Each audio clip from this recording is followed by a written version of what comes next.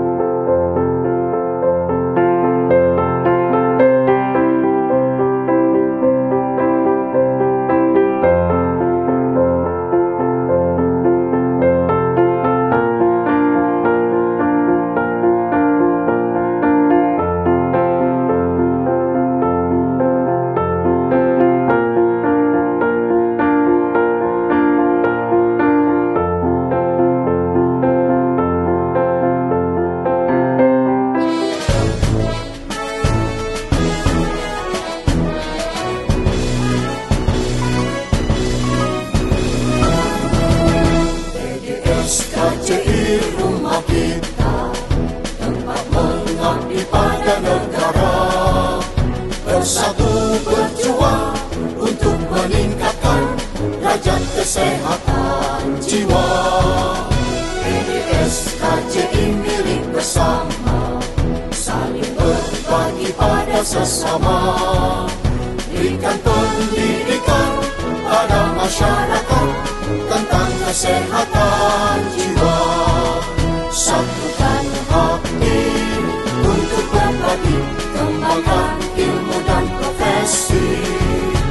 PDS KJI siap majukan ilmu kedokteran jiwa. Mantapkan hati, selalu peduli, setia untuk melayani. PDS KJI siap pada ibu pertiwi.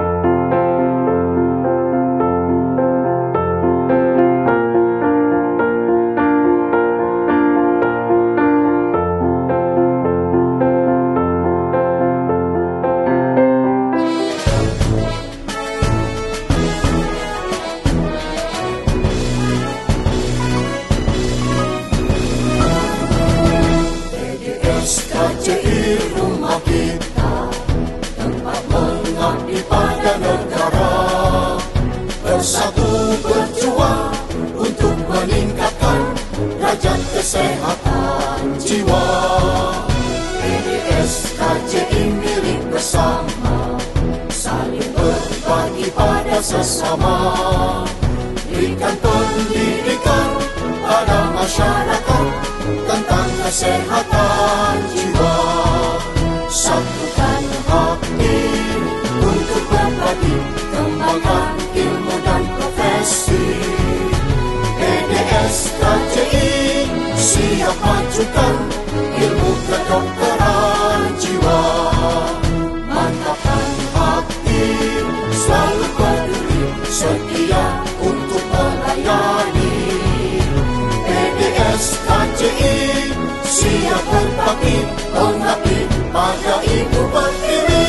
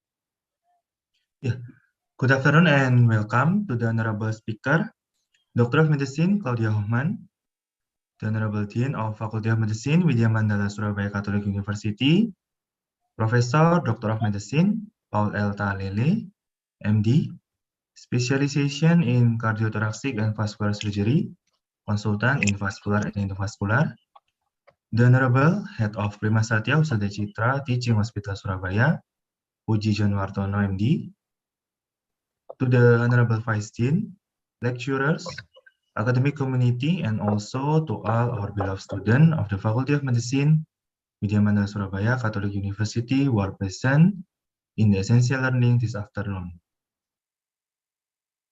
Please let me introduce myself. My name is Andre Yong, who will become the Master of Ceremony for today. I would like to invite the audience to turn on the camera for more interesting and interactive session.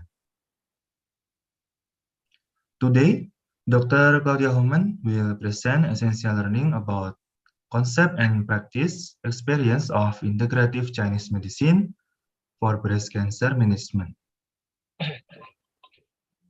First of all, before we begin our guest lecture, allow me to open this event in a Catholic prayer. All respected participants are welcome to pray according to their own respective religions and beliefs. Attendees are cordially asked to take a prayer stance. In the name of the Father, and of the Son, and of the Holy Spirit. Amen. Thank you, Father, because today we can all gather virtually to take part at this essential learning. We ask for your support, Father, so that the series of events to be held can be carried out well and smoothly. Thank you, Father. We put everything into your hands. Amen. In the name of the Father, and of the Son, and of the Holy Spirit. Amen. Step on to the following agenda. I would like to invite all of you to sing our national anthem, Indonesia Raya, then followed by March Faculty of Medicine, Widya Mandala Surabaya Catholic University. Participants, please take perfect attitude.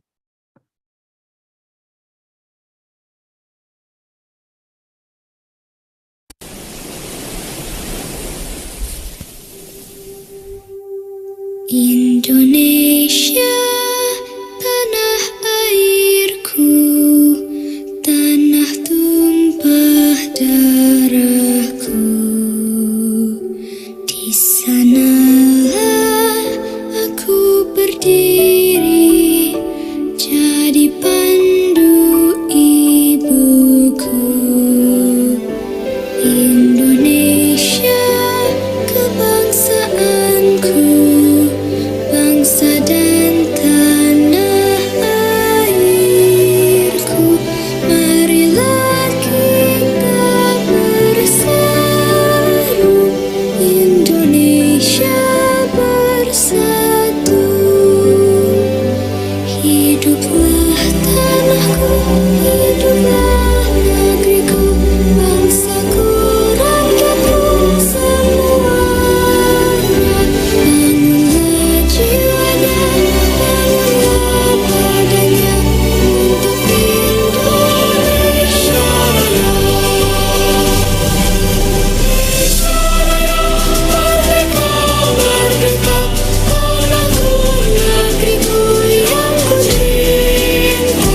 Indonesia Raya, merdeka, merdeka, hiduplah Indonesia Raya. Indonesia Raya, merdeka, merdeka, tanahku, negeriku yang ku cinta.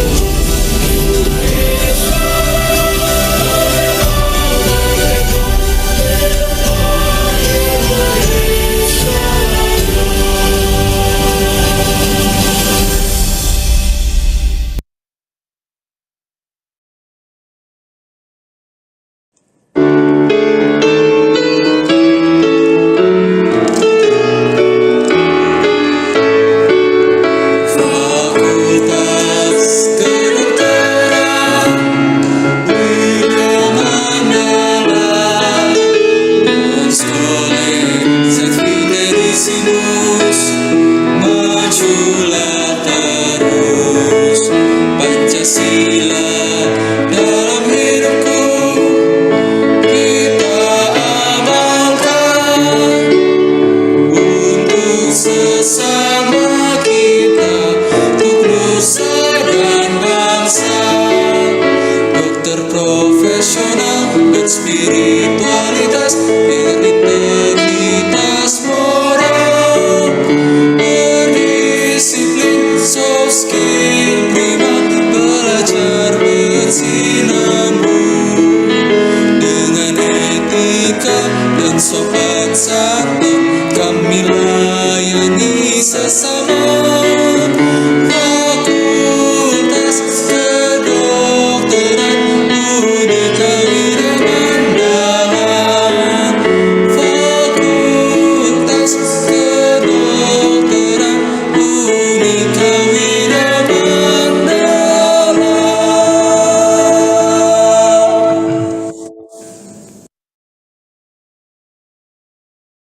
Before we start the lecture, I would like to invite the Dean of the Faculty of Medicine, Widya Mandala Surabaya Catholic University, to deliver an opening speech.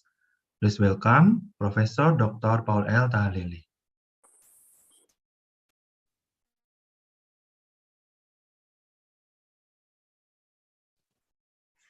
Ya, selamat sore semuanya. Terima kasih pada Dr. Andre Yong sebagai host dan pembawa acara. Dan terima kasih pada Dr. Frans Arifin nanti sebagai moderator. Kemudian panitia yang lain. Dan terima kasih sekali untuk Dr. Puji Januartono, adalah Direktur dari Rumah Sakit Pendidikan Utama Universitas Fakultas Kedokteran Universitas Katolik Widya Mandala Surabaya. Terima kasih juga beberapa para dekan ini hadir di sini, saya lihat. Mudah-mudahan kita bisa belajar bersama dengan berbagi ilmu dengan tamu kami dari Germany. Juga terima kasih para dosen senior, para guru besar, serta mahasiswa sekalian. Ini adalah suatu kami.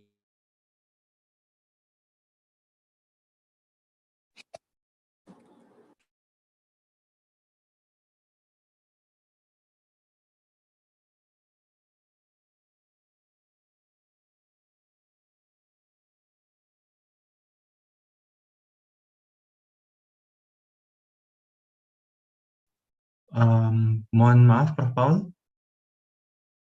Termute, Prof. Ya, kita sudah memberikan atau mengadakan acara ini yang sampai dengan ke-11 ya, series gitu. Dan pertanyaan-pertanyaannya tetap aja, yaitu kenapa kok terlalu spesialistis kok untuk mahasiswa. Saya kira ini terbuka untuk semua. Tapi tujuan utama adalah saya sampaikan di sini untuk membuka horizon ya, membuka wawasan kita akan kemajuan di dunia luar.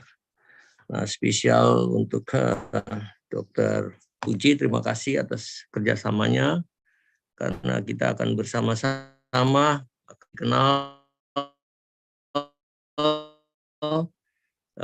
berbagi para dosen yang berada di luar negeri. Terima kasih juga pada organisasi yang bekerja sama dengan kami, Diaspora,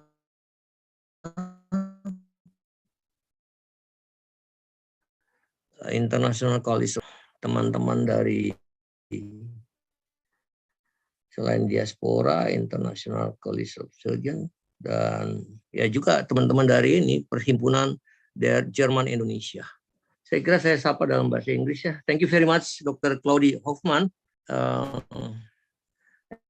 as a Dean of Medical Faculty, Widya Mandala, Surabaya Catholic University. I would like to address my appreciation and thank you very much. I wish you in good health and happiness. And of course, I'm sure that your lecture, a special lecture entitled Concept and Practice Experience of Integrative Chinese Medicine for Breast Cancer Management. And of course, as a dean, I hope that our medical student can learn a lot from your lectures. Once again, thank you very much. And I will say in Deutsch, als Dekan Medizinischen Fakultät Widya Mandala Catholic Universität, dass unsere Medizinstudenten viel ausführen für Lesungsmaterial unter dem Titel Chinese Medicine Treatment Therapy for the Breast Cancer lernen können. Vielen Dank für Ihre Hilfe, and once again, thank you very much. Officially, I open this webinar or our program lecturer from abroad. Terima kasih semuanya. Thank you, Prof. Paul. Furthermore, I would like to invite the head of Prima Satya Husada Citra Teaching Hospital to deliver an opening speech. Please welcome Dr. Puji Januartono. Oke, terima kasih Dr. Andrea. Oke. Bismillahirrahmanirrahim. Assalamualaikum warahmatullahi wabarakatuh. Selamat sore. Pertama-tama, mari kita panjatkan puji syukur kehadirat Allah Yang Maha Esa, bahwa di sore hari ini kita semua masih diberi nikmat waktu, nikmat sehat, sehingga bisa belajar bersama. Ya. Karena Tuhan Yang Maha Esa akan sangat senang kalau hambanya itu selalu belajar. Nah, ini kalau di tempat kami namanya Tholibul Ilmi. Tholibul Ilmi itu pahalanya luar biasa. Selanjutnya apresiasi setinggi-tingginya buat Dekanat Universitas Katolik Widya Mandala dan seluruh sivitas yang ada, luar biasa mengadakan webinar model seperti ini yang tiada putus-putusnya, selalu istiqomah. Nah, ini suatu hal yang merupakan nilai positif yang tiada terhingga. Sekali lagi apresiasi buat semuanya yang sudah terlibat dalam penyelenggaraan acara ini, karena belajar itu tiada hentinya, tiada batasnya. Tadi Prof. Paul menyinggung masalah terlalu spesialistik, saya kira tidak ada masalah, meskipun ilmunya belum tergapai oleh adik-adik mahasiswa, tetapi minimal bahasanya yang sudah bisa tercapai. Jadi belajar bahasa juga tiada putus-putusnya. Saya kira itu dari saya. Terima kasih sudah kerjasama yang luar biasa antara FK Universitas Katolik Widya Mandala dengan Rumah Sakit PHC Surabaya. Ya, sudah terjalin baik, mudah-mudahan ke depan lebih kita tingkatkan lagi, baik dari sisi pelayanan, juga dari sisi keilmuan untuk yang terlibat. Sekian, terima kasih. Mohon maaf. Assalamualaikum warahmatullahi wabarakatuh. Selamat sore. Terima kasih, Dr. Puji. Thank you very much, Dr. Puji Januartono. The following agenda will be moderated by Franciscus Arifin, MD, Lecturer of Faculty of Medicine, Widya Mandala Surabaya Catholic University. Allow me to read his curriculum vitae beforehand.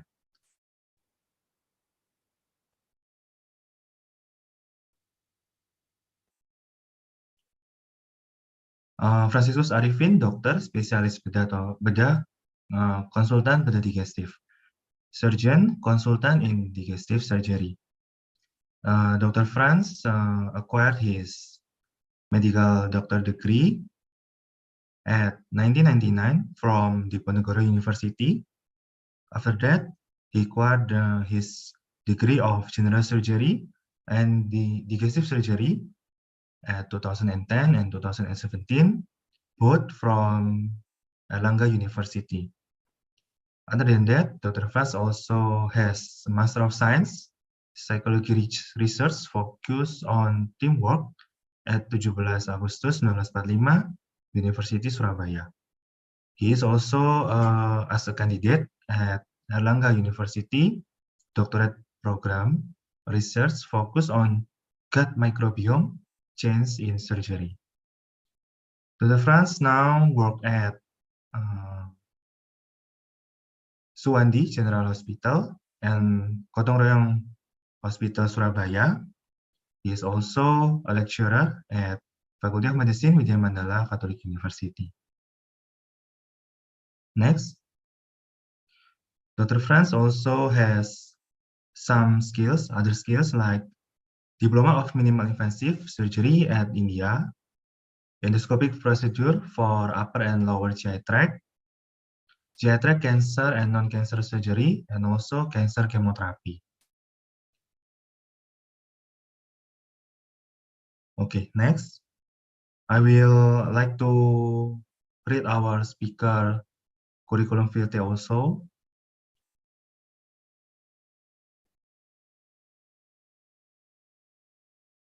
Okay, our speaker today, Doctor of Medicine Claudia Hochman.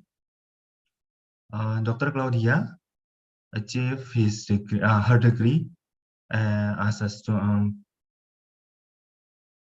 beforehand, if there is some mispronunciation, doctor, at the name from your university.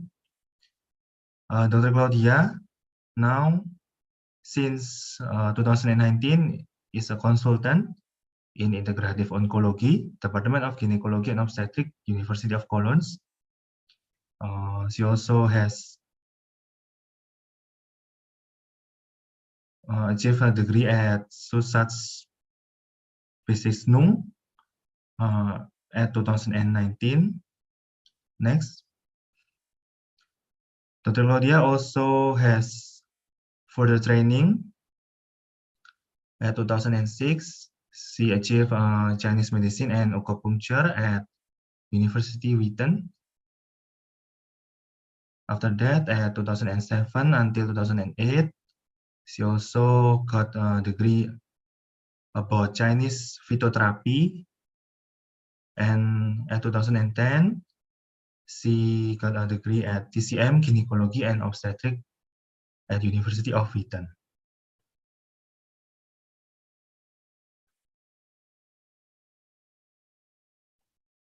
Okay, without further ado, please welcome our moderator, Dr. Franciscus Arifin. Dr. Franz, the time is yours. Thank you very much, Dr. Andre Jung. And I'd like to welcome Dr. Hohmann, our speaker for this evening. She is very experienced in integrative medicine. She is an internal medicine specialist who further specialized in acupuncture. And based on her curriculum vitae, she worked in extensive work in acupuncture in a hospital with an integrative team. So we hope that the experience that she has gained all these years will be an inspiration for us, because we know that here in Indonesia, we are trying to start the integration of medicine, traditional medicine, and traditional Chinese medicine into our mainstream Western medical services also. We know that the acupuncture has been recognized by the WHO as a method of therapy that is effective for many diseases. I know that Dr. Hoffman specialized in cancer treatment for the side effects for cancer treatments and an integrative approach to cancer treatment. This is a very specific part of use of acupuncture. So I am looking forward for a very interesting and very informative speech. Dr. Hoffman, the time is yours.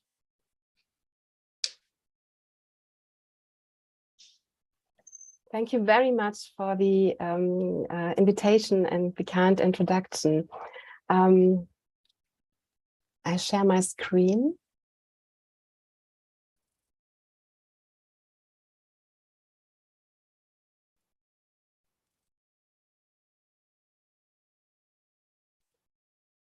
I hope you can see it. Yes, very clearly. Yes, yes, please. Perfect.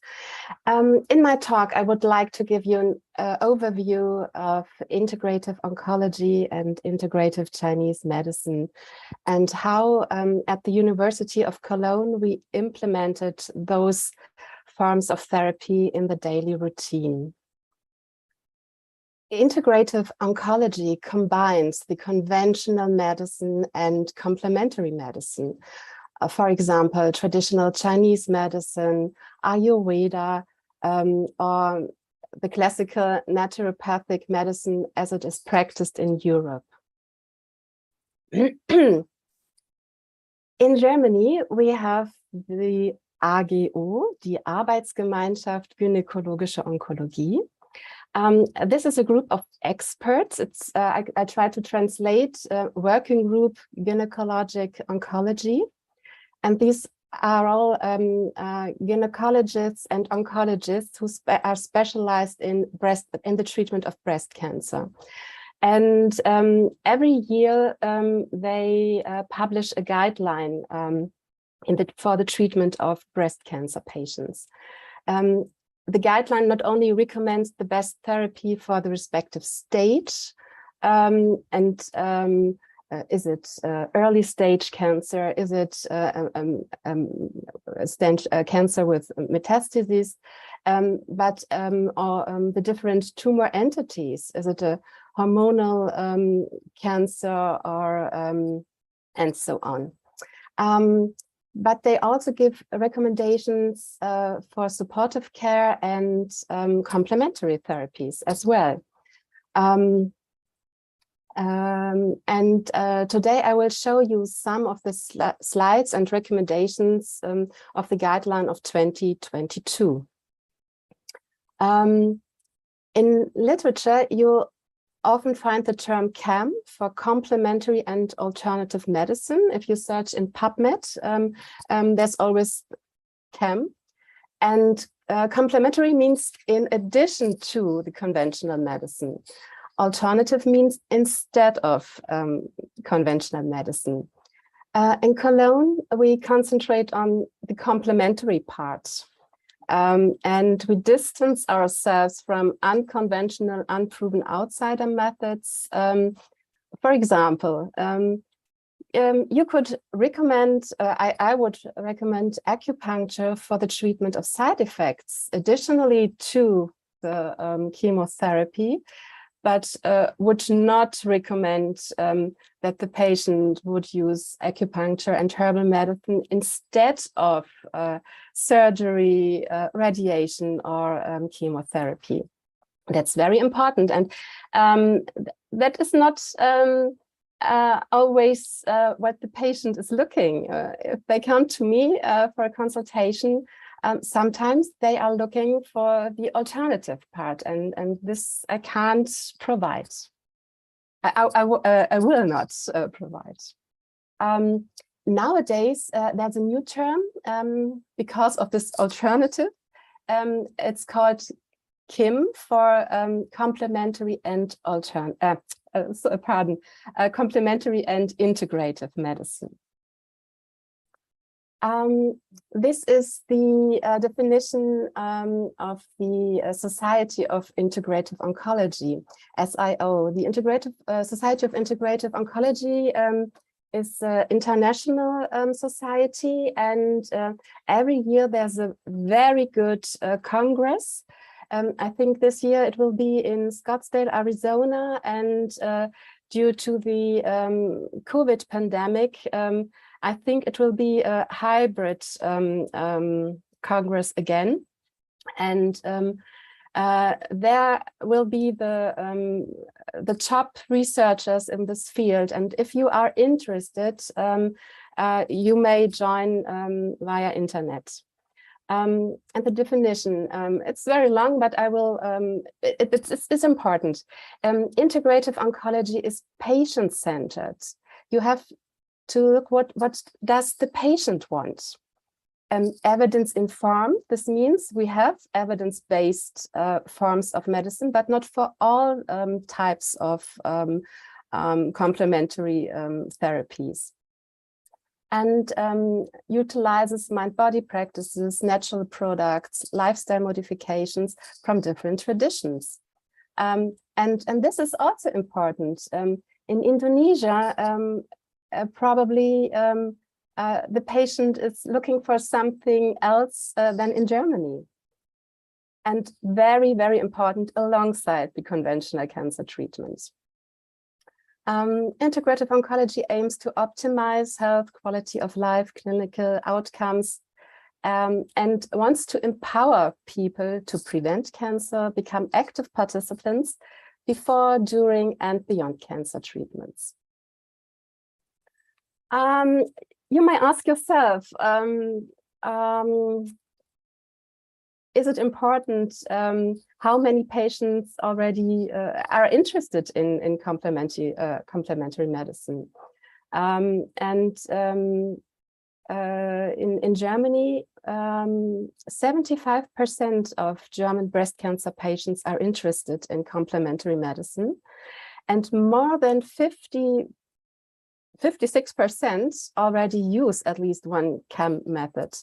In the United States, it's up to 80% and more, because it's a trend that these are numbers from before 2019.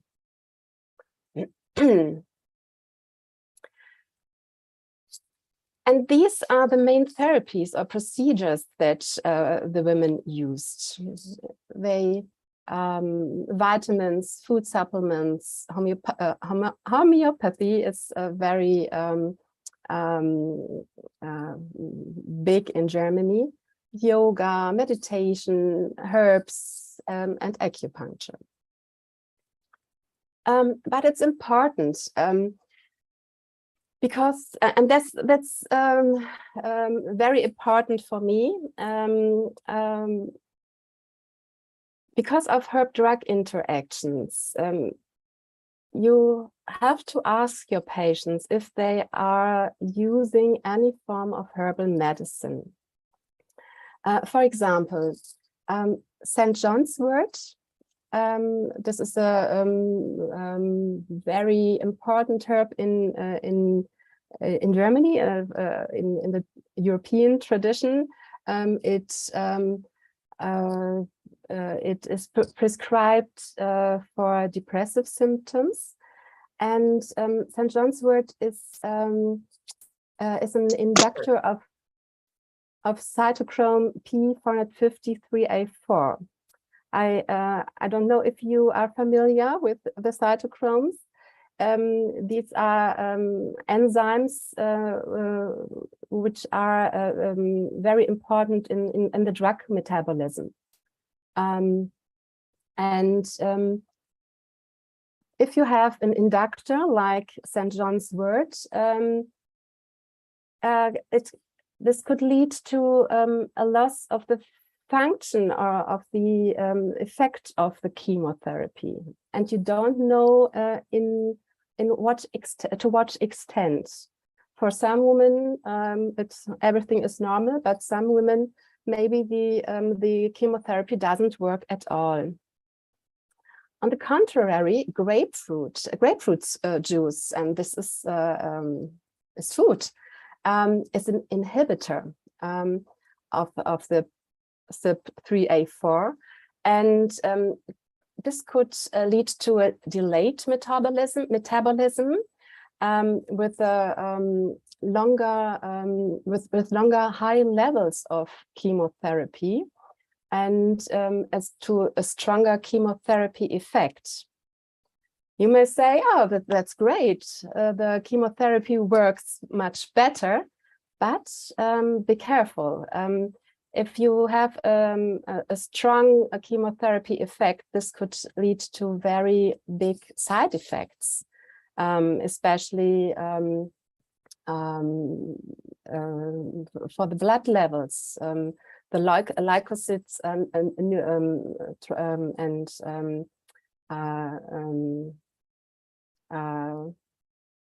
neutrophils. I hope I said it right.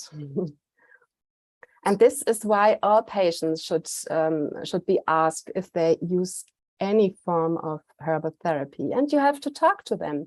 I had a nice lady 2 months ago. Her husband was a doctor, and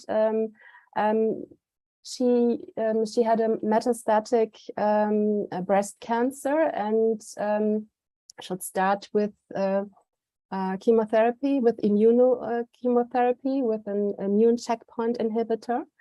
And I told her not to use any form of herbal medicine, and she agreed and said, of course, I won't take anything. And after the first chemotherapy, she developed very high liver enzymes. She had a liver toxicity grade 1 to 2, and over weeks after one chemotherapy.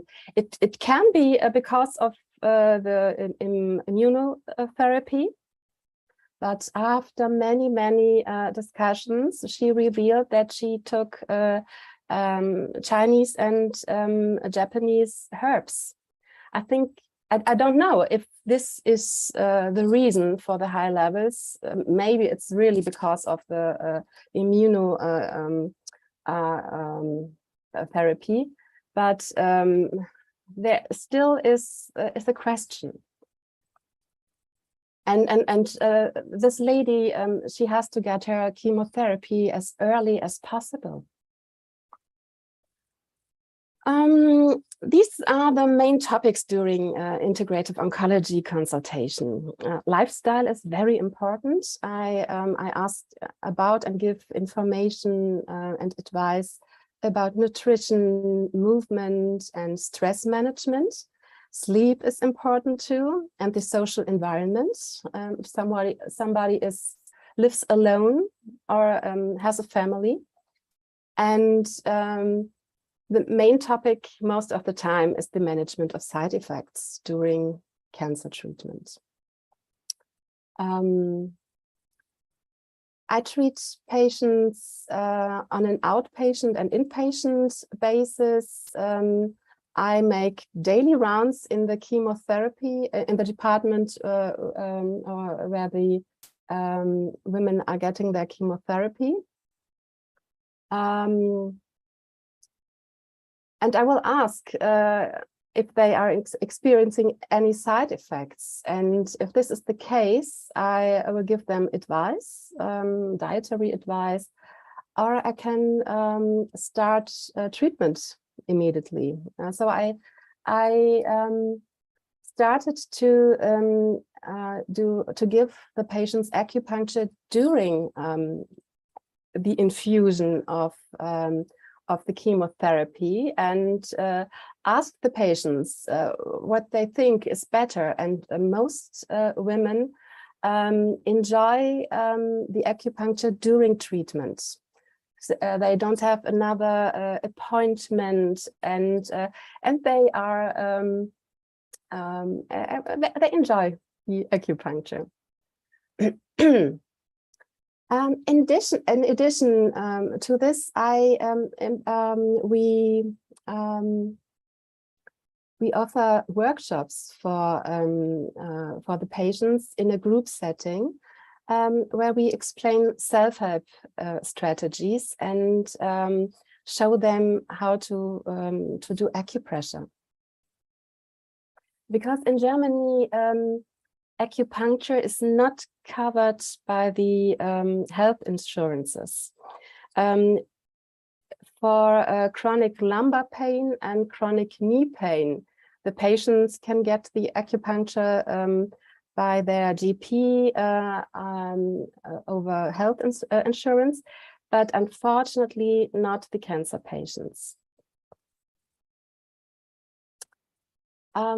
These are the main side effects the women will experience during their treatment, especially nausea, diarrhea, constipation. Very important is chemotherapy-induced polyneuropathy. And for all of for most of these side effects, there are good well-established strategies in complementary medicine, and we have good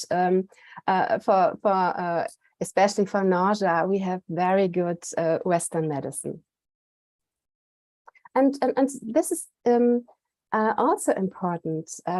Some women won't take their additional medicine.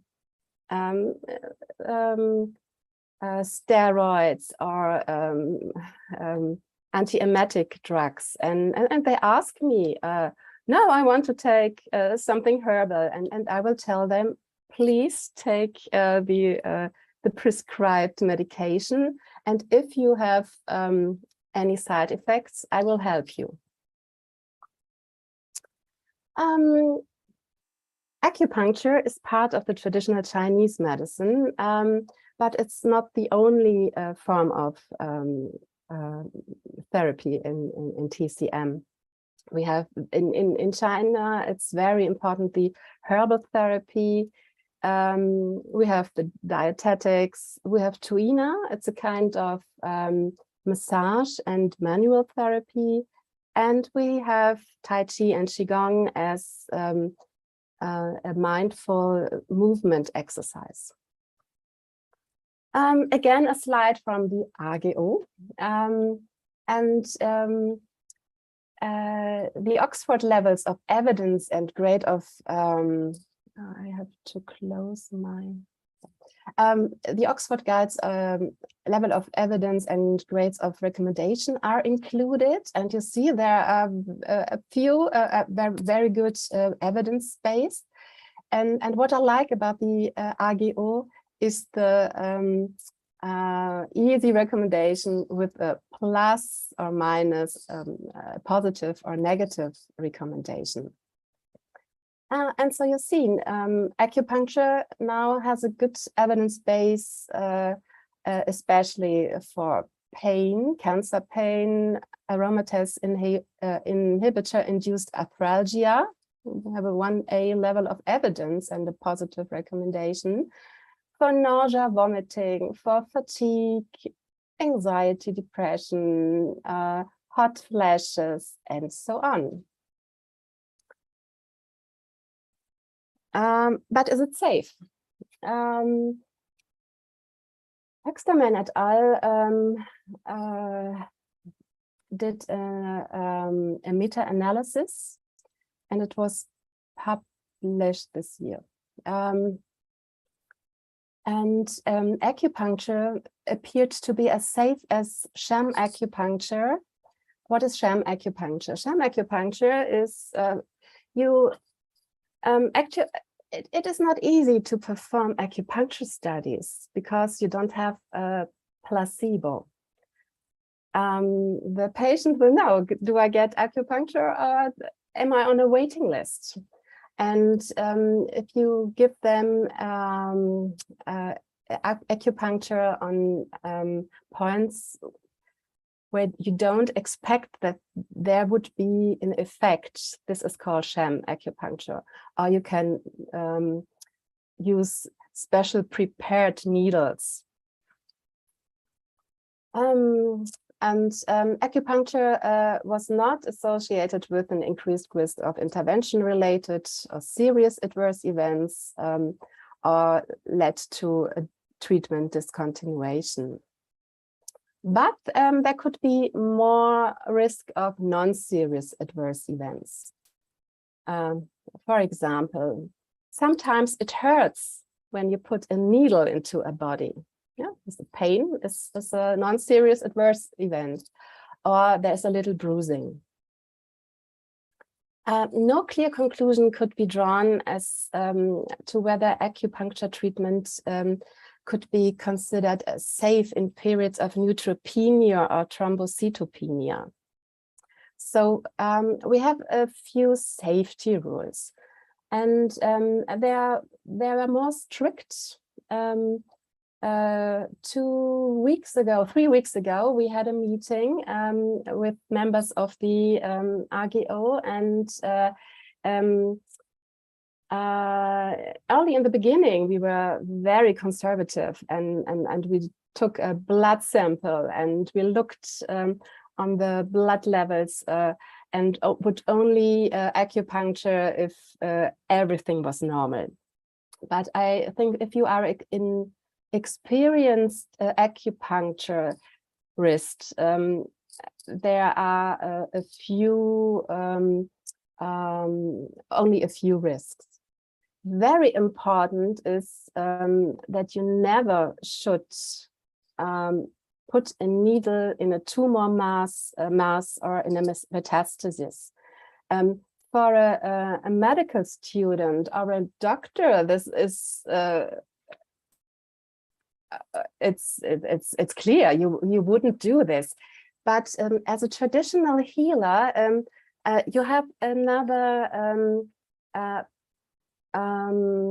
thinking, and this is important, that if you work with an acupuncturist, that that you teach them not to put needles in a swelling, or the acupuncturist should know the patient's history and medical record.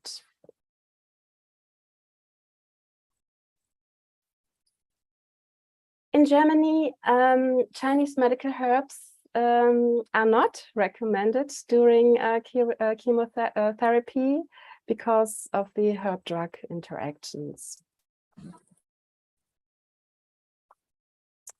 Highly recommended is physical exercise and movement. At least 3 times a week for 20-30 minutes, and a combination with endurance training and resistance training.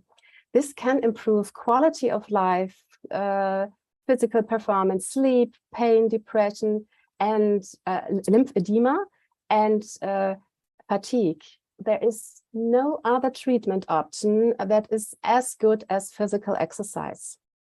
And I'm very glad in Cologne we have a big apartment of sports scientists at the university, and in our hospital building where we treat cancer patients, my department is on the 4th floor. There the women are getting the chemotherapy, and on the ground floor there is the department for sports scientists, and they have a gym. And all cancer patients are invited to come and work out under the surveillance of the sports scientists, and they are doing great jobs in research. Some examples for the management of side effects. For nausea and vomiting, I said the patient should take their medication, and I recommend small meals and warm meals. That's in Germany, that's not so typical.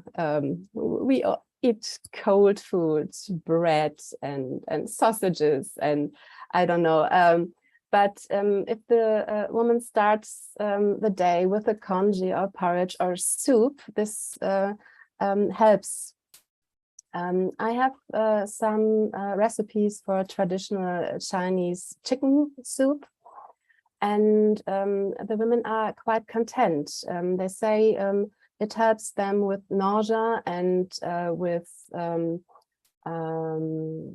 constipation and with diarrhea, and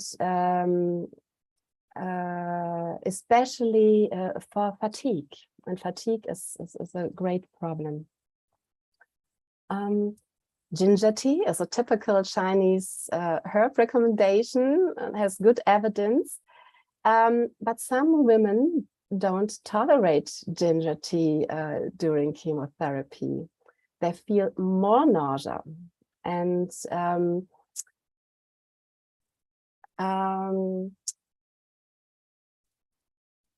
this interesting,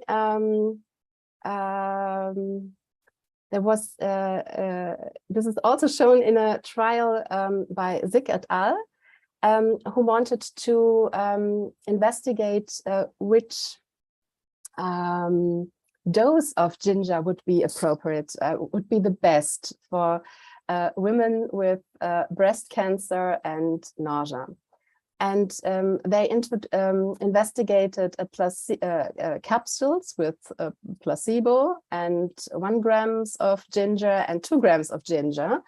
And interestingly, the women in the ginger group experienced more nausea and vomiting, especially if they were given an antiemetic drug called aprepitant.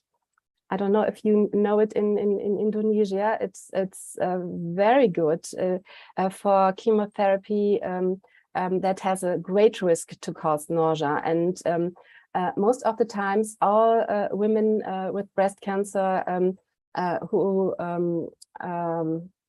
get chemotherapy will take this aprepitant. And in those cases, I will say, don't take ginger. The women are a little bit resistant. They say, oh no, I know ginger is good for nausea, I will take it. But if they stop the ginger, suddenly everything is all right. In those cases, I prefer peppermint tea, chamomile tea, or cardamom tea. And only 1 to 2 cups a day.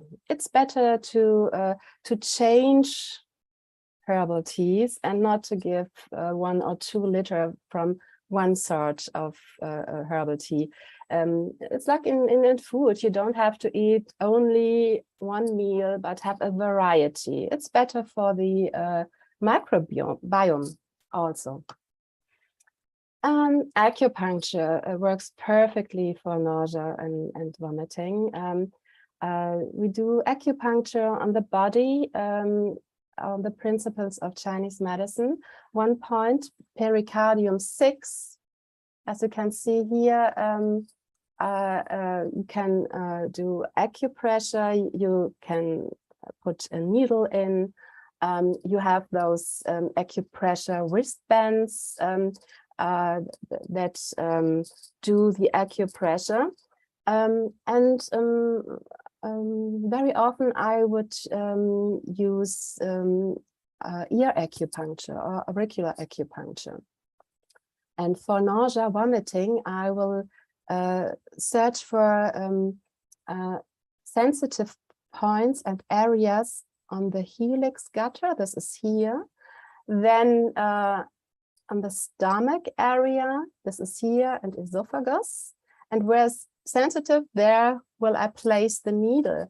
The liver area is most of the time sensitive, and Shanmen. This is a very important point. Aromatherapy, therapy with essential oils is, can help many women, especially with a lemon, orange, or tangerine essential oil, or peppermint, ginger. And we put them in aroma sticks. The women can take this with them, and if they have the feeling of nausea, they smell, and it helps. But it's important. But they can put the essential oil on a cloth or on a handkerchief and smell it. But it is very important that the women only use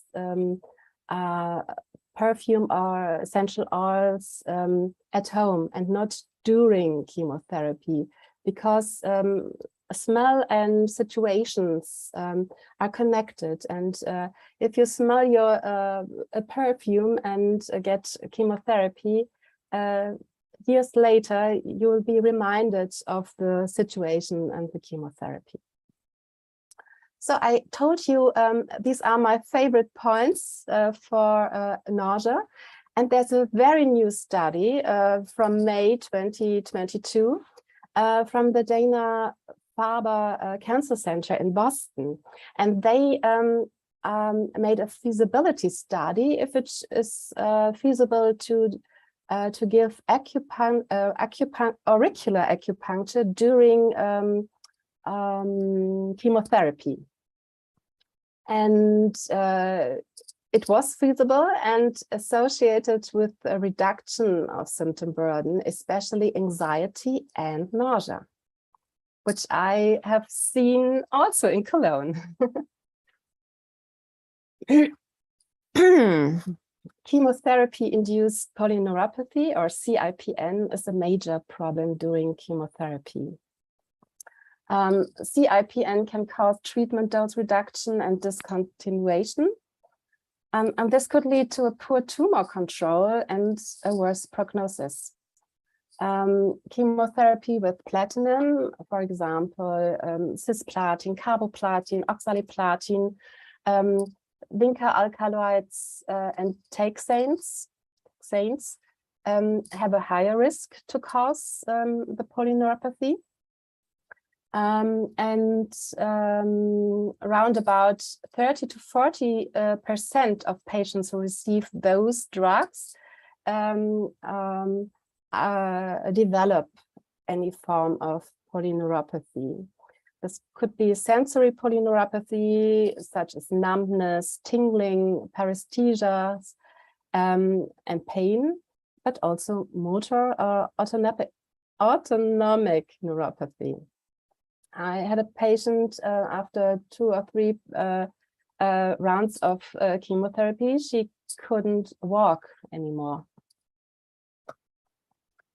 Here you see where the different therapies, sorry, may cause the damage. It's different from the distinct drug. So what can you do to prevent? It's very important to prevent neuropathy because we don't have any drug that right now. And again, movement, physical fitness, exercise is very important. You can perform sensomotoric stimulation training of physiotherapists, and in Cologne, the sports scientists do special sensomotoric training and vibration training. These are those vibration therapy devices where you can there's a plate and it vibrates, and this is investigated and performed in a few clinics in Germany, and the women say it has an influence.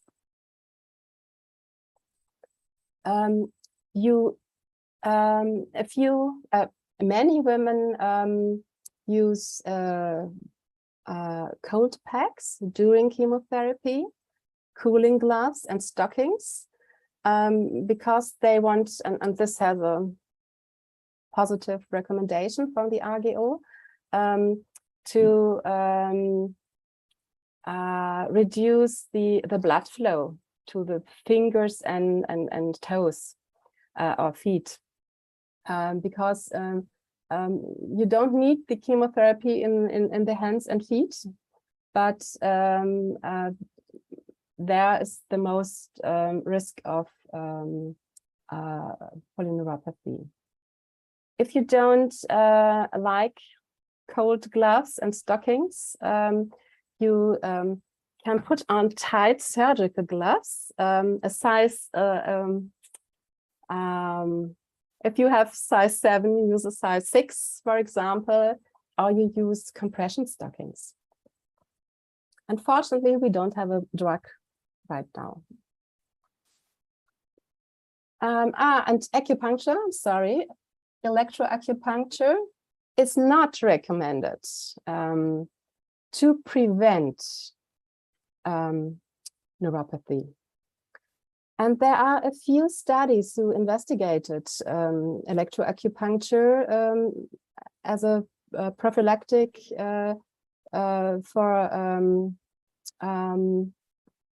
to prevent neuropathy. For example, this study in patients with early stage breast cancer, and they got paclitaxel, I think, because these women, after 16 weeks, they got 12 weeks chemotherapy and acupuncture. But after 16 weeks, the electroacupuncture group, those patients had more pain.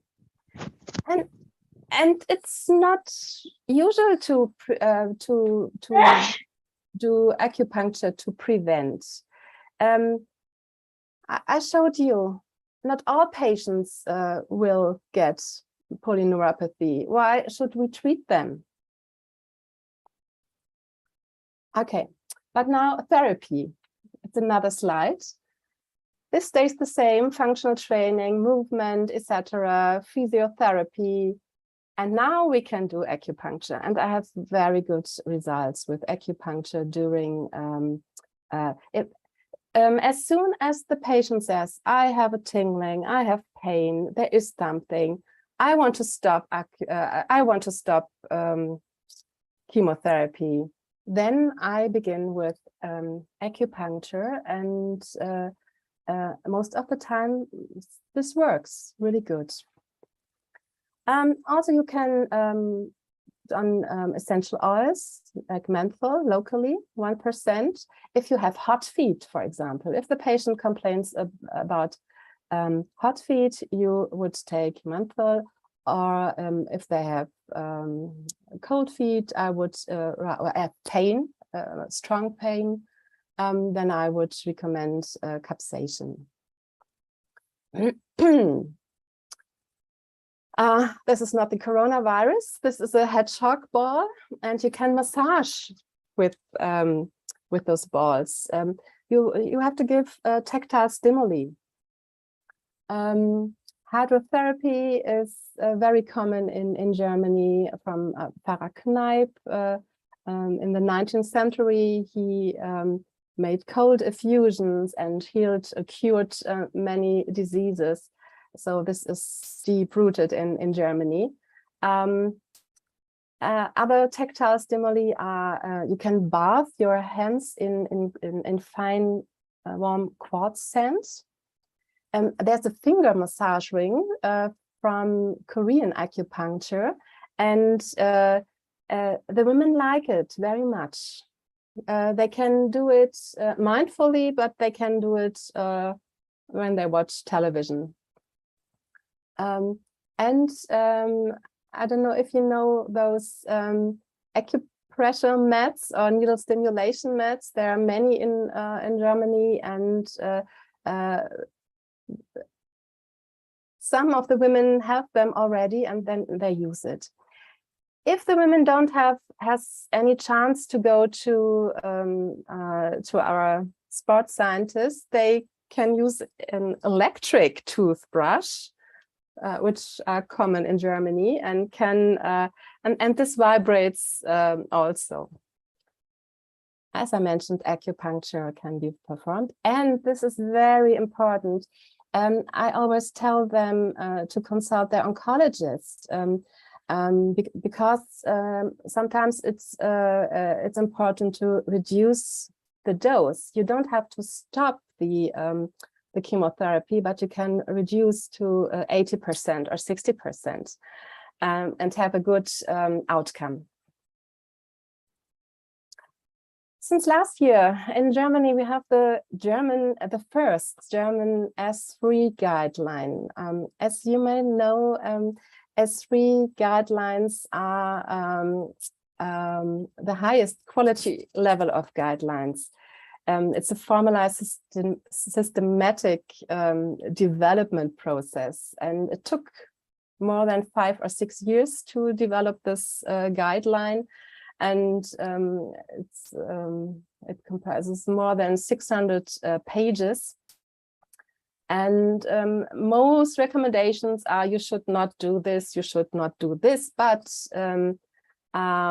except movement, we have acupuncture, and acupuncture has an OD2 recommendation for patients with breast cancer patients under aromatase inhibitor, and for cancer patients with pain in general.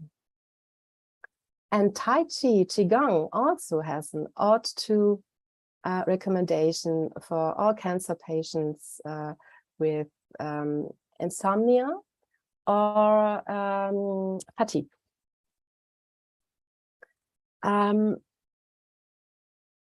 these are all the recommendations for acupuncture, but I won't translate them. I think we're running out of time. We have a lot of May recommendations, but I will tell you at the end in my conclusion, so you don't lose any anything.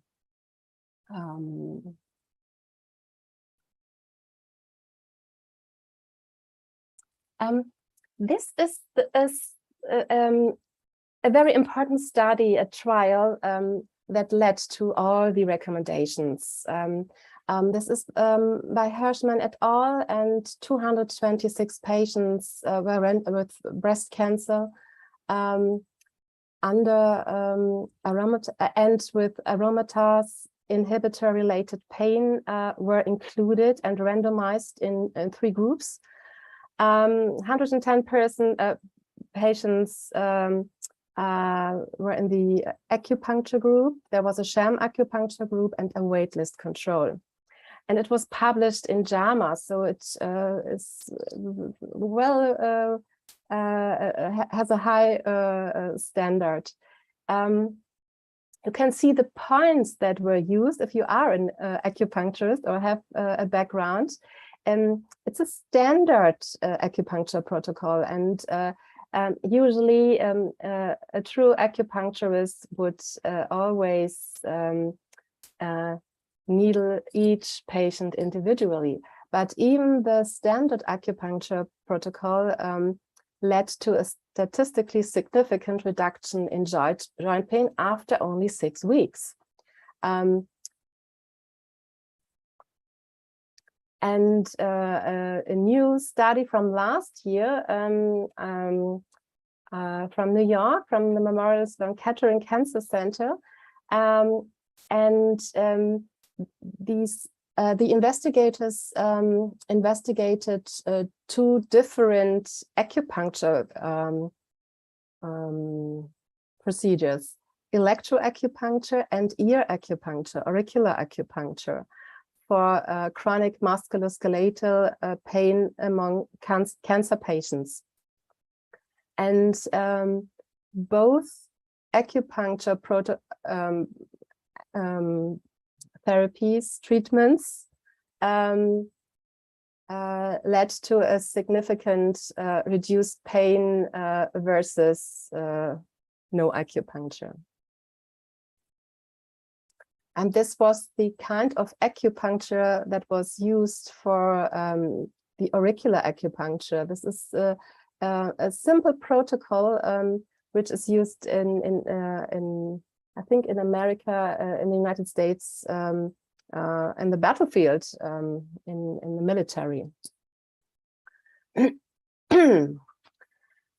As I mentioned, in Germany, acupuncture is not covered by the health insurance, and there are women who can't afford to get acupuncture.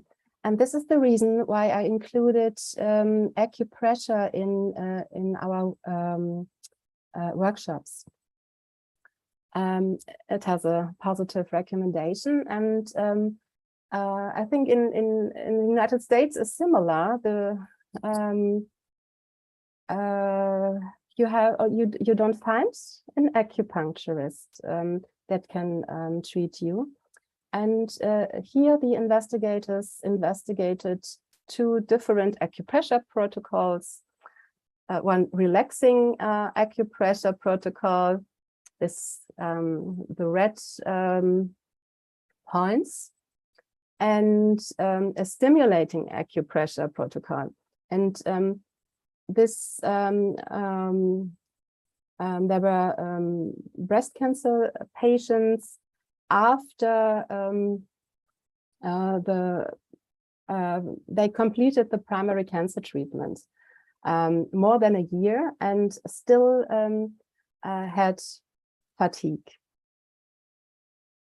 The patients learned the acupressure and self-administered the points every day for 6 weeks. And here are the results. This is the no acupressure group, the usual care group, and the yellow is the stimulating acupressure, the blue is the relaxing acupressure, and under 4, this is the fatigue score, under 4 there are normal scores, and you see both forms of acupressure improved fatigue, and interesting and moreover the relaxing acupressure protocol significantly improved sleep and quality of life. So I come to a conclusion. Acupuncture is a safe treatment option in oncology patients. And now you come the S3 guidelines from Germany. You ought to recommend acupuncture for breast cancer patients with aromatase inhibitor pain or oncology patients with pain in general. You may recommend acupuncture for breast cancer patients with anxiety, depressive symptoms, insomnia, fatigue, cognitive dysfunction, reduced quality of life, and hot flashes. You ought to recommend Tai Chi Qigong for breast cancer patients with insomnia and fatigue.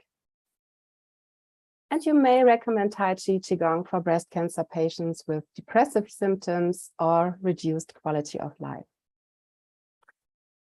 And lastly, you should not recommend Chinese herbal therapy during chemotherapy. Thank you. I'm looking you. forward for questions. Okay. Yeah, I expect a lot of questions will be from the audience too, Dr. Homan. It is a very interesting and very inspiring, actually, about the amount of evidence that's already available about on acupuncture and how it will it can treat many. For us, who doctors who treat cancer patients, many difficult problems. Actually, nausea and vomiting, even if we do have a lot of Western medicine now, it is still quite a problem for us. And some of the problems that we most of the time ignore, like the fatigue, the insomnia. These are the problems that is complained by our oncological patients. But because we don't know exactly how we should give medication or how we should treat these complaints, then we just, in quote, ignore them. But we recognize it will reduce the quality of life of cancer patients. So thank you very much. It opens our eyes to expanded treatment options for cancer patients. I will open a discussion forum. So is there any questions from the audience? You can raise your hand, or you can write in the chat box. There is 2 questions in the chat box already, so I will read this first. But of course, if you want to interact directly with Dr. Homan, you can do that by raising your hands. Okay, the first question, this is from Dr. Handi Siono. Do you use aromatherapy, inhale or topical, for cancer cases? Then what do you think? Will it be beneficial for the patients? Dr. Homan? Yes. Aromatherapy, yes. Yes, I have a very good experience with aromatherapy, especially for nausea. Yeah, it works really good. For insomnia, with lavender, or it works really good. I use it frequently. I would like to use it more, and I would like to have a nurse who practices aromatherapy, or I have to learn more. But I already use aromatherapy, I think, daily for my patients, and it's especially lavender for insomnia, for anxiety.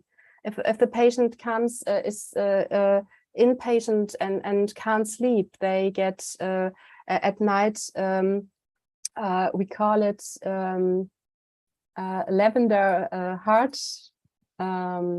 I don't know how to, but they get a cream, and the patients feel don't have a lot of anxiety. They calm. They are calm. It's really good, aromatherapy. Okay, so I and think, safe.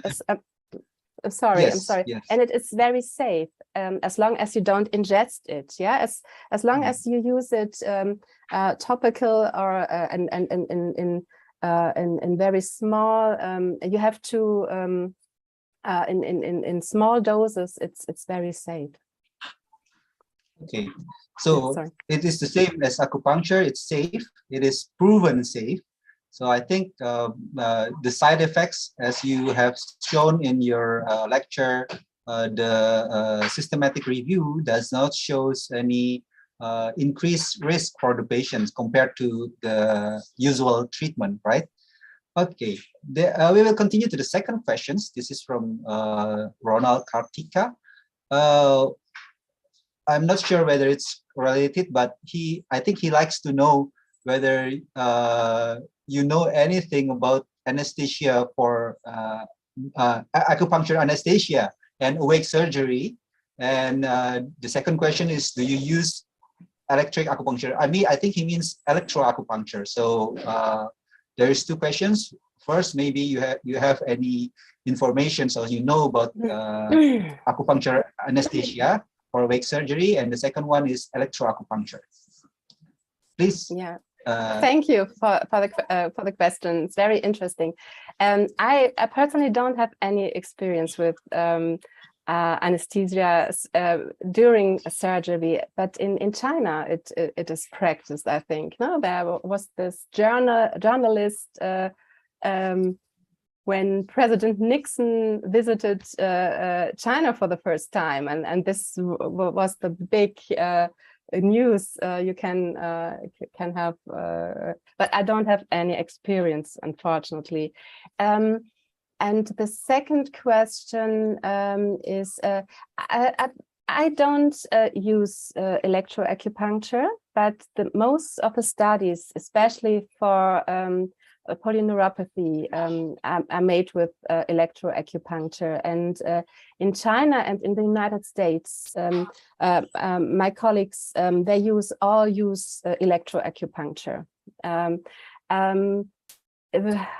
I don't use it. In my last clinic, we didn't use it, and we see also good results. It depends. You can have with acupuncture. There are a variety of styles. Some acupuncturists use very strong sensations, and some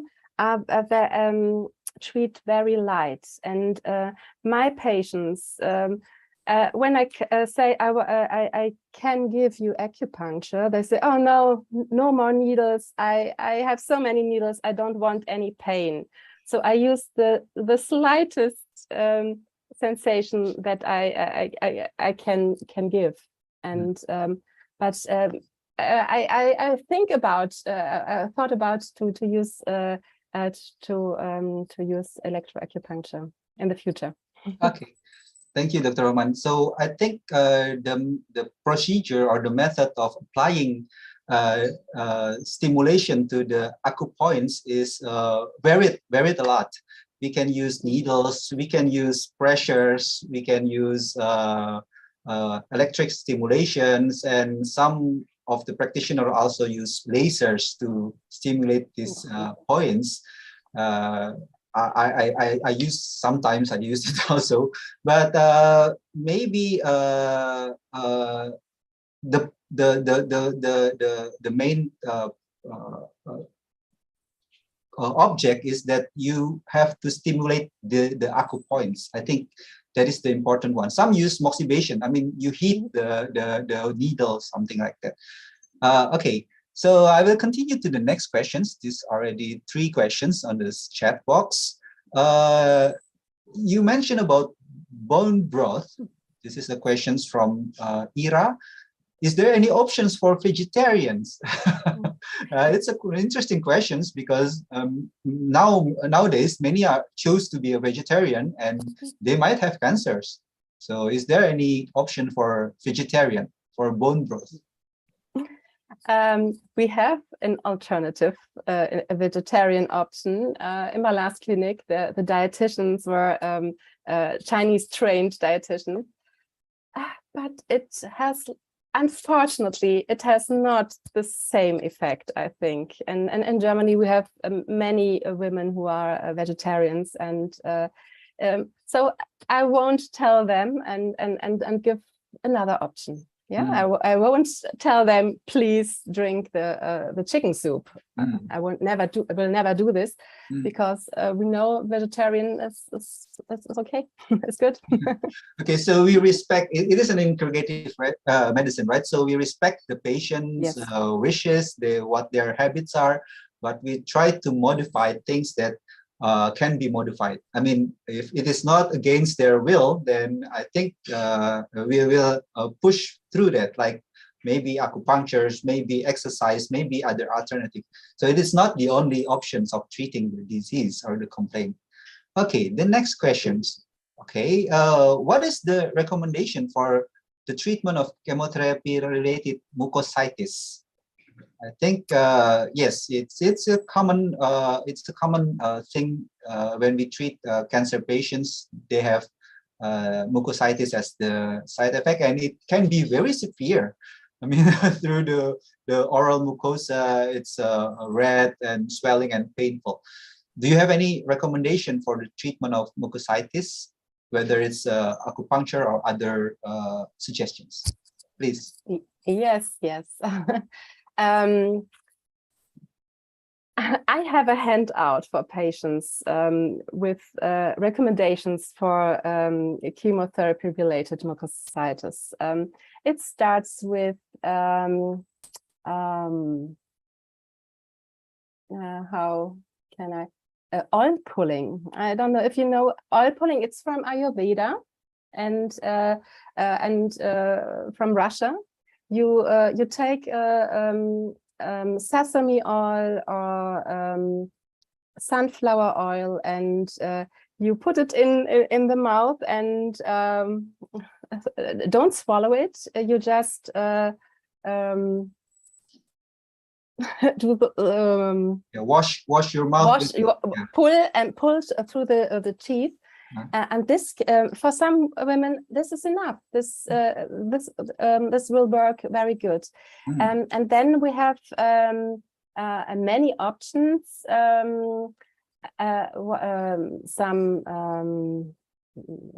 Some tinctures with salvia or in pharmacies. The women can buy them. And one, especially one oil is very good. I don't know if I have to look it up. It's called Sanddorn, Fruchtfleischöl, sea buckthorn. I don't know if you have it in. No, we don't. No. It grows in Germany, and but it's very unknown and. But there are other options. You have myrrh or salvia and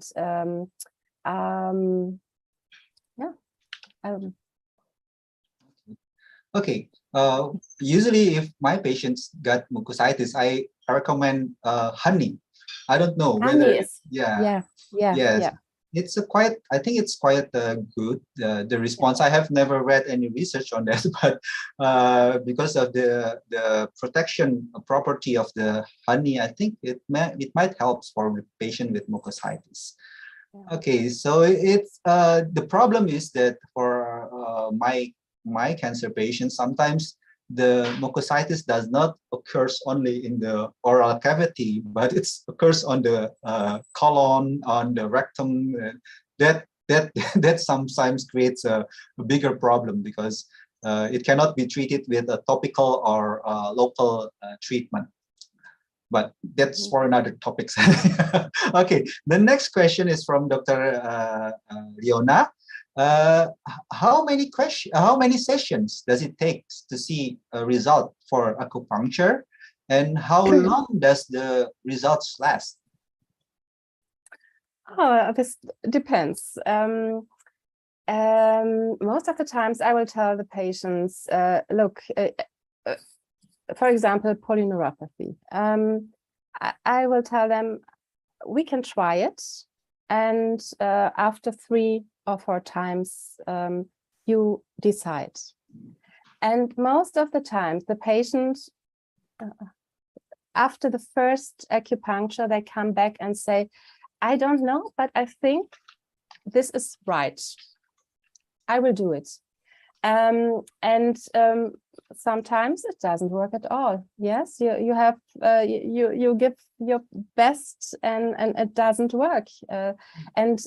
This is important that you tell this before the treatment, that you have to tell the patients you don't know if it works, but we can try. For polyneuropathy, if you this is at which stadium during chemotherapy the patient gets chemotherapy, you do acupuncture, it gets better, but there's a next course of chemotherapy and it can get worse, so you have to combine it.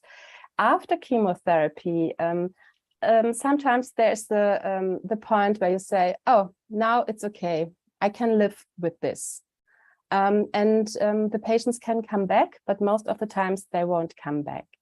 In literature, for hot flashes and for pain from aromatase inhibitors, there are data that acupuncture can 10 to 12 weeks of acupuncture can lead to results after half a year or a year afterwards. Okay, thank you very much. I think it's a common misconception that every medicine should work for every treatment should work for every patient. It happens in the Western medicine also. I mean, maybe some patient responds to one kind of drugs and won't respond to other kind. And we understand that the variety of metabolism, the cytochrome compatibility with the drugs or the interactions may affect the effectiveness of treatment. So I agree with you that if you want to see whether acupuncture works or not, you try to have several sessions and see whether the symptoms go away or the symptoms decrease. So, I don't know whether it is the same on how long will it last. I mean, the second question is very interesting. After you have maybe 6 sessions or 7 sessions of acupuncture treatment each week or 6 weeks, then how long will the effect last? Do you have any experience on that? It depends. There is no I can't say it is always like this. I have women who say after I feel better for 4 days. I would like to come 2 times a week. See. Yes. Yeah. And is it possible? Can I come 2 times? Of course they can. And some women they sometimes it is okay for them, and they say, no, I don't need anymore, thank you, it helped, but it's okay. And yes, so I can't and I think my colleagues would say the same. It's so different. You can't, unfortunately, you can't say, I will do the acupuncture, and after that, after 6 weeks, everything is gone. Unfortunately, I can't say this. Yes, yes. Okay. Yeah, I think it's fine, because we know that even drugs, like if we gave medications, for example, we use gabapentin for pain management. It's very variable. The results will be variable. How long the drugs will reduce the pain in the patient. So it's just the same with some of the Western medicine, the acupuncture, I think. Okay. I have a question, actually. Do you have any resistance from your colleagues on applying traditional Chinese medicines in Western hospital settings? Do you have any? If it is so, they won't tell me. I don't know. It changed when I was a medical student, and I went to Beijing to study acupuncture, and after that, I did my education in Germany. I was very discreet. I won't tell my colleagues, because I wanted to be respected as a doctor. The doctor. Yes, and then times were changing, and now we have some doctors who say, "Yeah, that's great. Come in my clinic and do it." It's my former colleagues were very surprised that the university hospital said, "Come, we want acupuncture in Cologne." And this is in Germany. It's rather new, but we lecture, and more hospitals, more clinics are starting integrative medicine departments and offer this kind of medicine to their patients. But there will still be doctors who say, "Oh, it doesn't work. Okay, don't go there. It's okay." But we now have more and more evidence, and so we can have more assurance, and I think it's a good time now. Excellent. I think the Vidya Mandala University is also a progressive one, because we have an elective on acupuncture. So the medical students can take some credits in learning about acupuncture here in Vidya Mandala. So in Indonesia, the Ministry of Health already approved the implementation of acupuncture in hospitals. So it is a good time, I think, and it is a good complementary treatment also for many patients, not only cancer patients, but also many patients. I will continue the questions from the chat box. This is from Tirtayana. Is it better to be a vegetarian if you get a cancer? Oh, this is a big question, and nobody knows.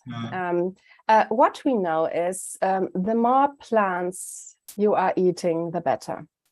Yes, the more plants and different plants, especially for immunotherapy.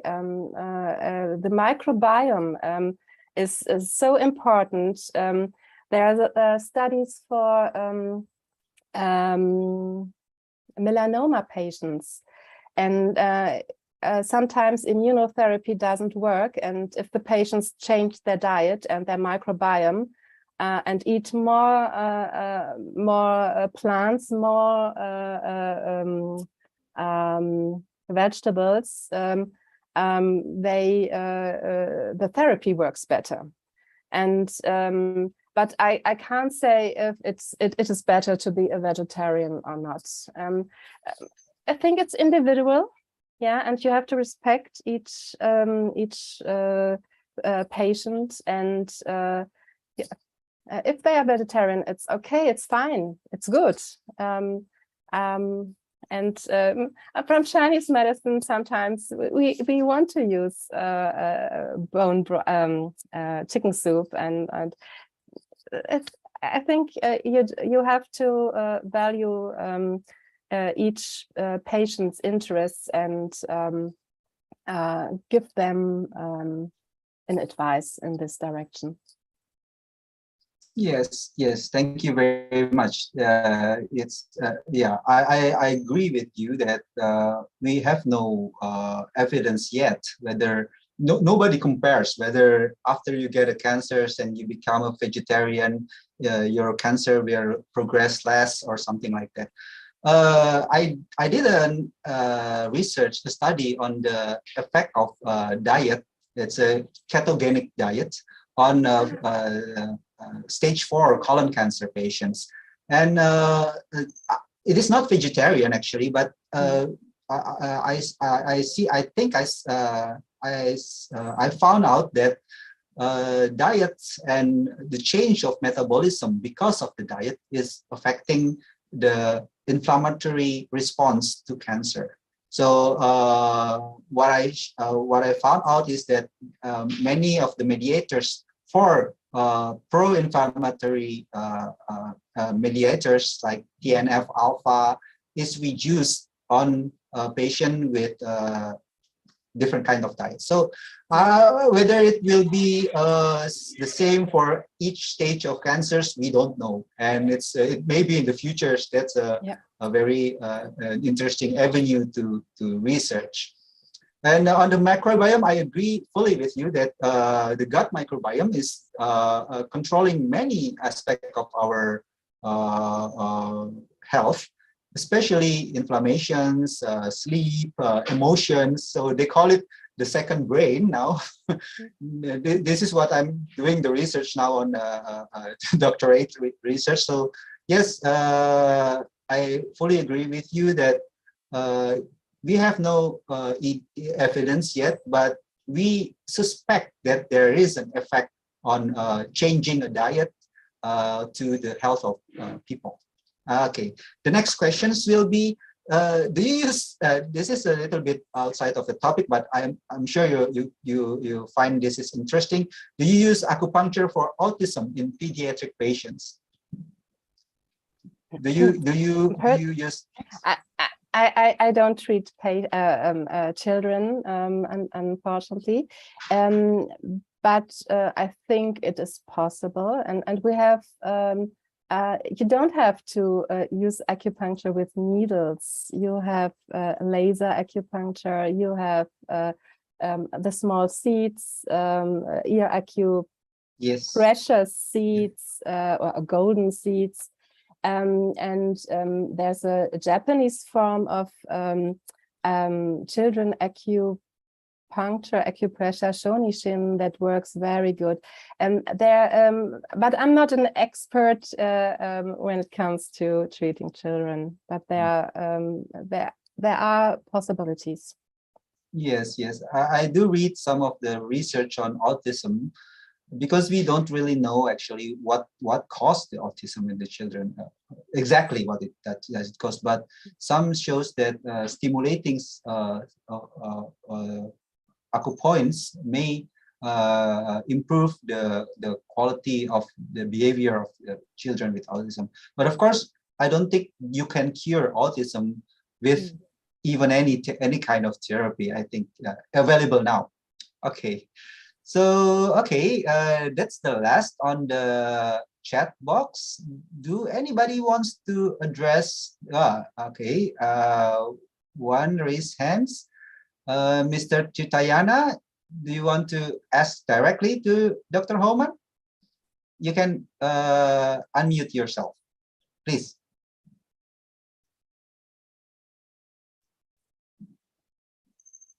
Yes, please. You can ask your questions directly.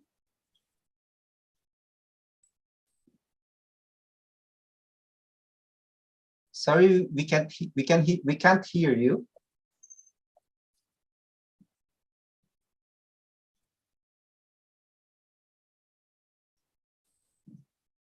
Mr. Tirtayana, do you want to ask the questions? Oh, okay. You type it in the chat box. Okay, this is interesting questions. How about red meat? Does red meat has any effect on cancers or cancer progressions or something like that? Is it your questions? Okay. Okay. Please, Dr. Holman. As we know now, but I think you're the expert, especially for Yes, colorectal cancer, of course. Yes. It's we don't recommend too much of red meat.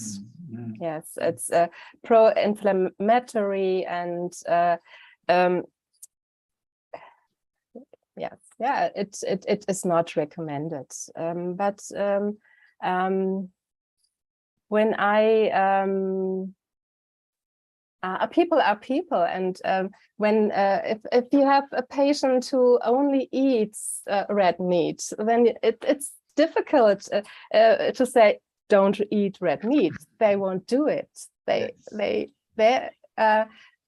they can start with eating less red meat and including more vegetables. Yeah, it would be better, but it's a part of lifestyle, and I think dietary advice would be good for those patients. Yes, yes. Thank you, Dr. Homan. I think I agree with you. So we know that red meat is pro-inflammatory, and the risk of colon cancer increases with the increase of consumption of red meats. Last week, I gave a lecture about cancer cachexia, and one of the participants asked me, after I get a cancer, should I limit my meat consumption?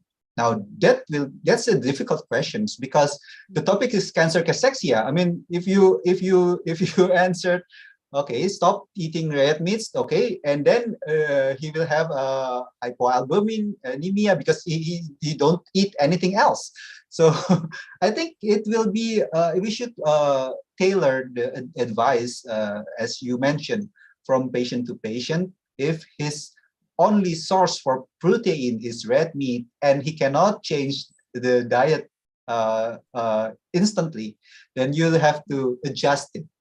I mean, reduce the amount of red meat, but replace it with other sources of protein. Instead of saying, okay, stop eating red meat, and then the body weight will go down, he became malnourished. So that will be, I agree that will be a tailored approach.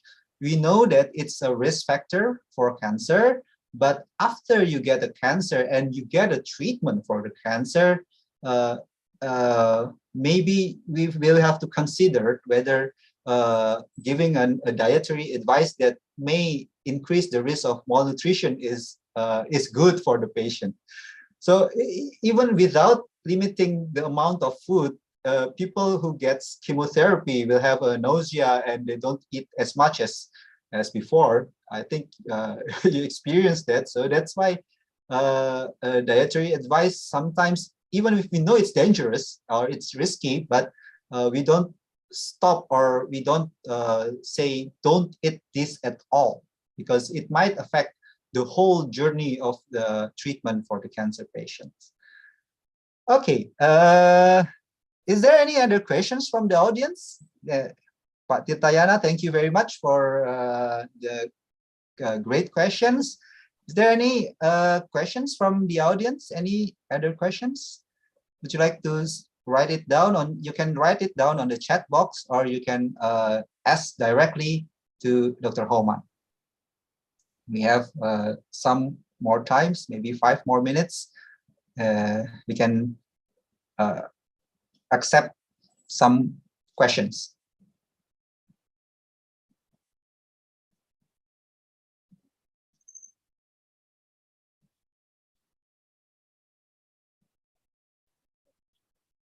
Okay, okay. So I think I would like to ask the last question, hopefully, and if it's not, if there is no questions from the audience. So, what do you think is the future of acupuncture? Do you think it will be a widespread use in and more integrated into the practice of medicine, or it will be more separated?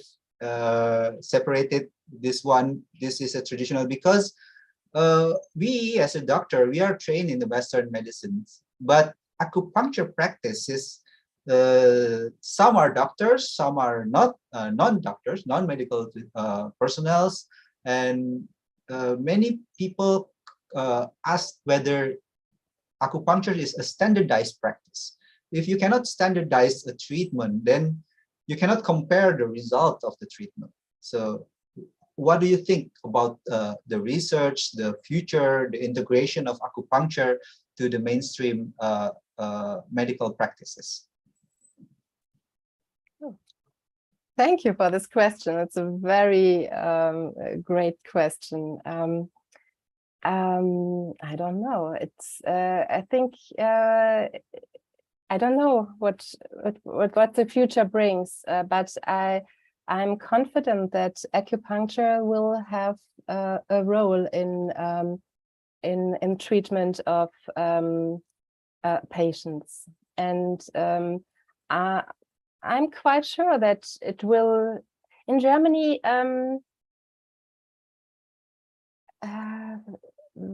many patients already used acupuncture, and it becomes more and more integrated. It's still not fully integrated, but there was a start, and I think this will go on, and I think the younger doctors who have the opportunity to learn acupuncture and integrate acupuncture and other modalities, they will show if it is something that will work for them, and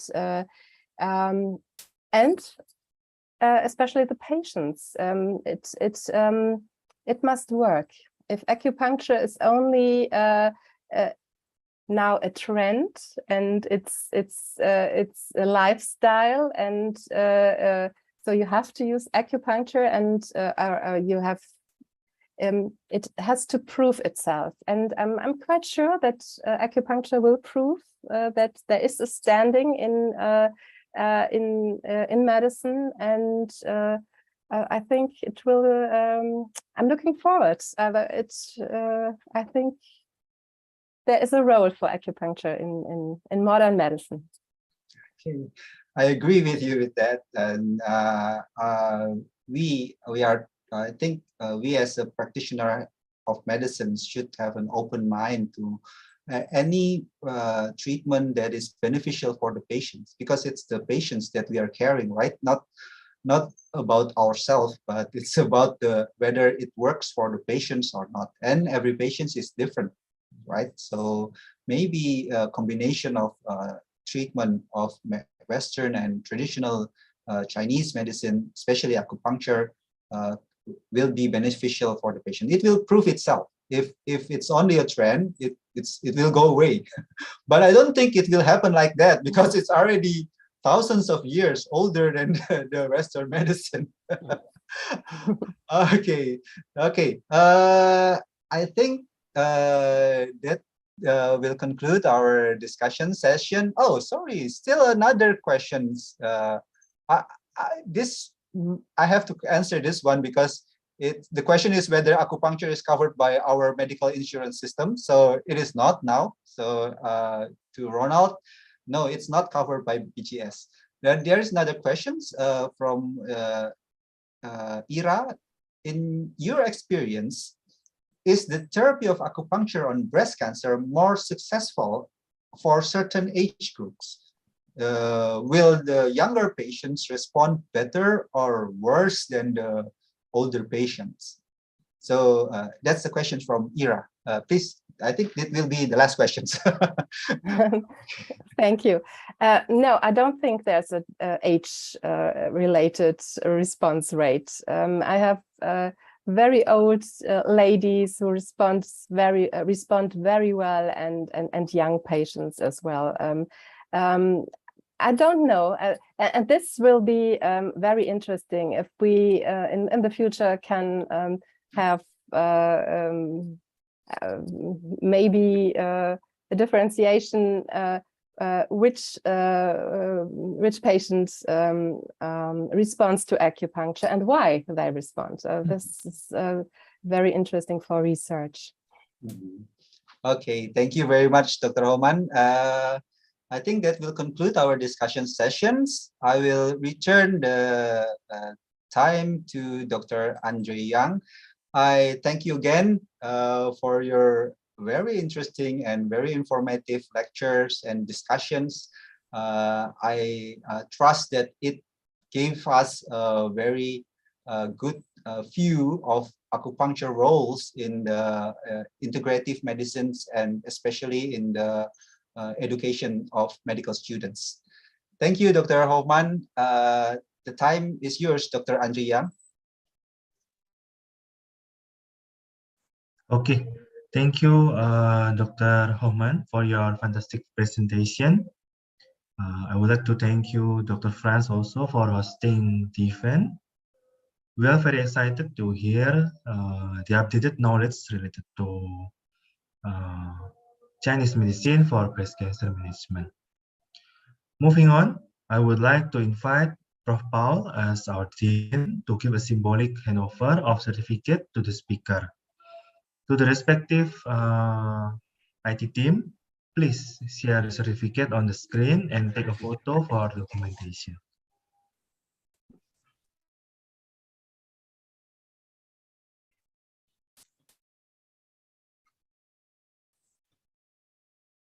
Okay. On behalf of Faculty of Medicine, Vidya Mandala Surabaya Catholic University, as a dean, I would like to thank to you, Dr. Claudia Hoffman. You have a very valuable, interesting lecture to our students and our doctors, and they are very, very interesting to that. And of course, it is important for us to make open-minded what happened in the abroad, especially in Germany, how far the medicine developed there. Once again, thank you very much, and vielen Dank für Ihre Hilfe, für Ihre Vortrag. And next time, might be we'll invite you again. And this is our certificate of our appreciation to you. And I hope that our medical student can learn much more about from your lectures. Once again, vielen Dank. Have a nice day.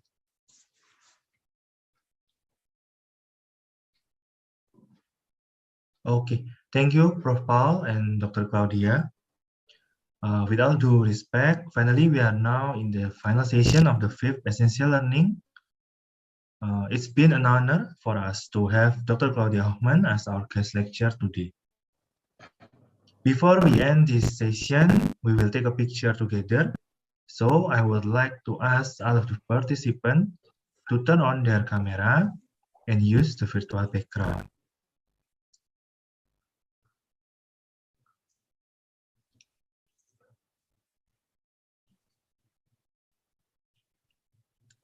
To the respective IT team, please take a photo for documentation.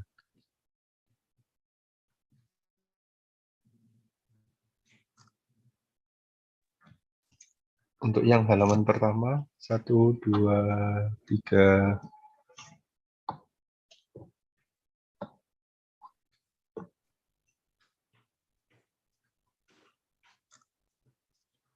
Untuk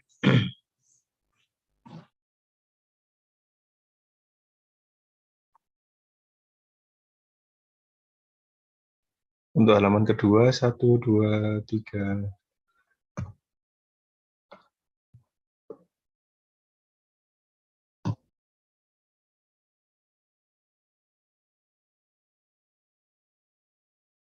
Untuk halaman ketiga, 1, 2, 3.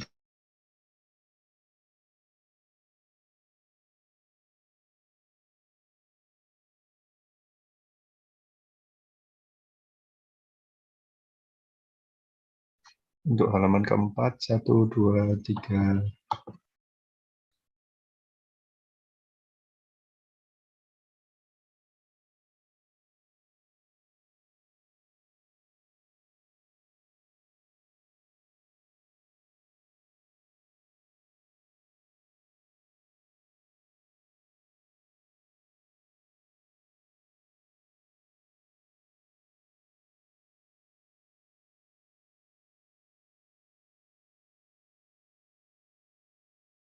Sudah, Dr. Andre Yong.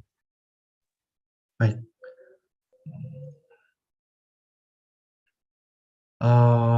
Thank you, Mas Anugrah, for the documentation. I would like to remind to all the attendees can fill the attendance form in Google Form link which has been shared in the chat. Lastly, I would like to express my gratitude to our speaker today, Dr. Claudia Hohmann, to our fellow students, lecturers, and all of the attendees of the Essential Learning for your participation. Finally, on behalf of the committee, allow me to express my sincerest apologies for the unintentional mistake and inconvenience that followed.